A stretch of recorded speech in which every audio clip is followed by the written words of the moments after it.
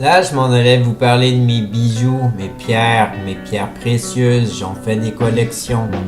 Ils sont surtout dans mon chapeau, la majorité, je les garde là. J'en ai un petit peu partout sur moi, j'en cache dans les souliers.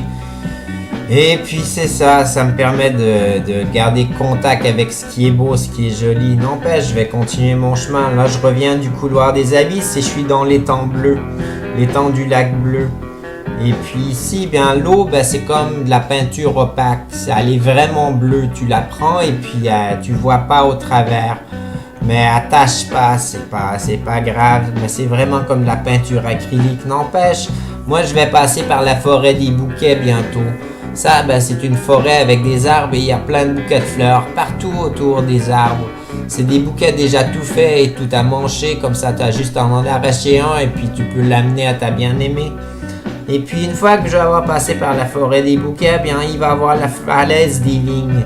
La falaise des vignes, c'est une grande falaise qu'il faut escalader. Il faut la monter et puis c'est long et puis une chance que j'ai mon pantalon qui colle. Ça va aider jusqu'au cas que je tombe. Mais de toute manière, la falaise des vignes, si tu tombes, bien elle te rattrape.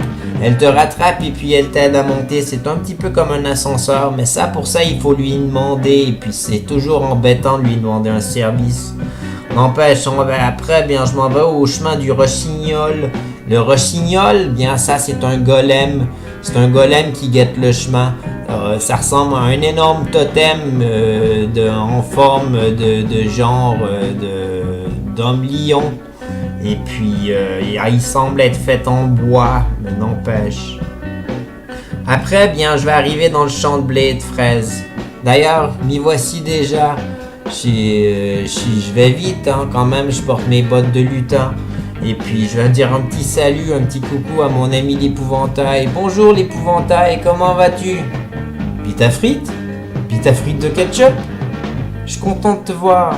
Ouais, moi aussi. Qu'est-ce que tu fais aujourd'hui? Ah ben moi je fais des commissions. Hein. Là je m'en vais chez Azarga la tortue. Tu connais? Non, non. Moi je reste ici dans mon champ de blé et puis j'attends les corneilles. Les corneilles devraient arriver bientôt. Je devrais les voir. Ok, bon ben je te souhaite une bonne journée. Moi je vais continuer mon chemin. Alors je repars vite. Je m'en vais vers le domaine de la costarde. Dans le fond je le traverse. C'est là qu'on fabrique les profiteroles qui nous font compétition à la tarte de ketchup. Donc on a arrêté de faire des profiteroles puisqu'il y a un domaine au complet, un domaine de la costarde qui est fabrique dans leur grosse bâtisse. C'est la seule pâtisserie qu'on fait pas à la tarte de ketchup. Bon, fait que une fois que j'ai traversé le domaine de la costarde, là il faut que je passe par où? Ah oui, c'est le pays des cartes. Où est-ce qu'on achète des cartes et des lettres parfaites? C'est là qu'on trouve les cartes de fête déjà écrites. Et puis les cartes qu'on voudrait écrire. Et puis tout ça.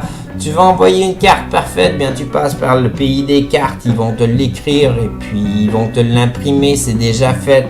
C'est comme si t'étais un poète né. Après ça, ben, je vais arriver à la chute de la flotte. La chute de la flotte, ben, il y a des chutes là-bas. Et puis il y a de la flotte, il y a beaucoup d'eau. C'est là qu'il y a Azarga, la tortue. Ma première livraison de la journée. Ça vaut la peine, non?